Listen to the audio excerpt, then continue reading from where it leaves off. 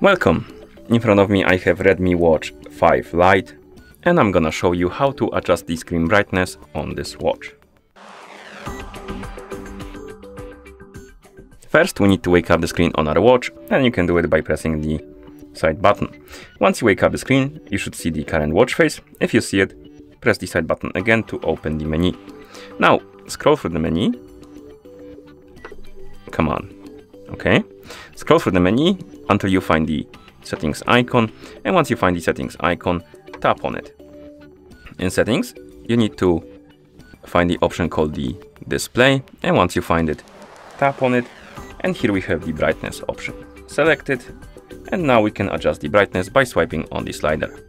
And once you're done adjusting the brightness, press the side button to go back to watch face, and that's how you adjust the screen brightness on this watch. Thank you for watching. If you found this video helpful, please consider subscribing to our channel and leaving the like on the video.